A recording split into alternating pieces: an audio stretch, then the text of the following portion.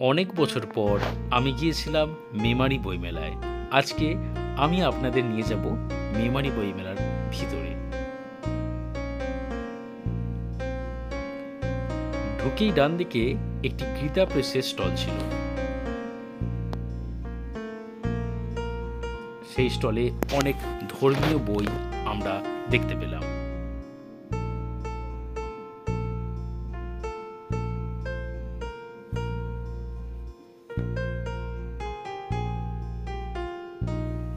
এরপরেই সুবিখ্যাত there's পাবলিশিংয়ের stall.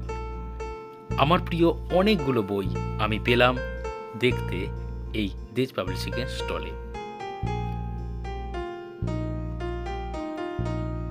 প্রিয় এতগুলো বইকে একসঙ্গে দেখে মুগ্ধতার শেষ ছিল না। সবথেকে প্রিয় দৃশ্য এইটা, তরুণ মজুমদার এবং ঋতুপর্ণ ঘোষের বই পাশাপাশি।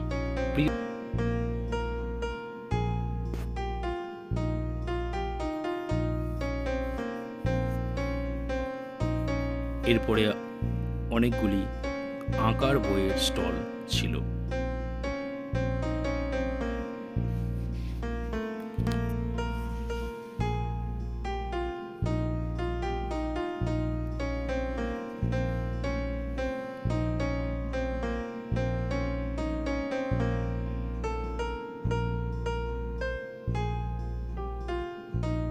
বই স্টলগুলিকে আমরা সম্পূর্ণ দেখাবার চেষ্টা করছি।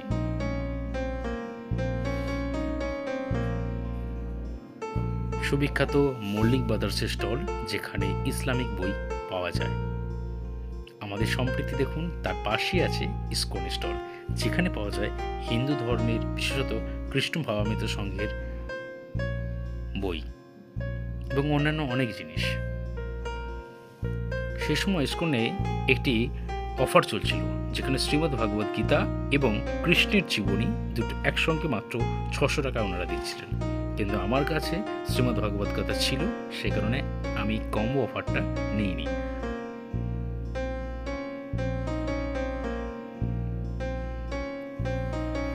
এরপরই বীজ কলম পাওয়া যাচ্ছিল, কাগজের পেন, তার মধ্যে বীজ আছে, মাটিতে পুঁতে দিলেই গাছ হবে। আমার অত্যন্ত প্রিয় একটি স্টল। এখানে পুরনো বইয়ের অশেষ সম্ভার আছে, ঠিকঠাক দামেই পাওয়া যেতে পারে। অনেক ধরনের বই ছিল এবং স্টলগুলোর মধ্যে ভিড়ও কিন্তু যথেষ্ট ছিল। পুরনো শারদীয়া পত্রিকা, অনেক কমিক্স।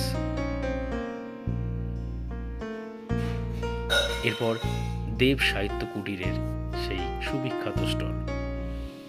অনেক প্রিয় লেখকের অনেক প্রিয় বই এই স্টলে আমরা দেখতে পেয়েছিলাম।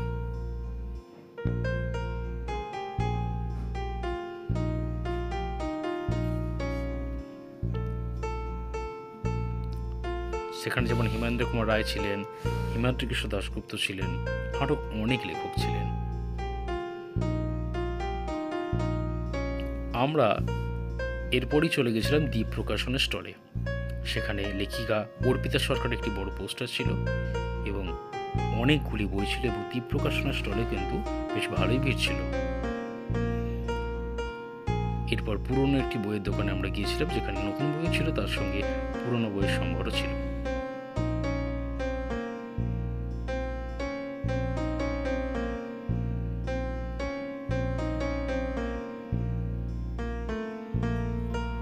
পূর্ব বর্ধমানের পরমানন্দ মিশনের স্টলটি আমরা দেখতে গিয়েছিলাম।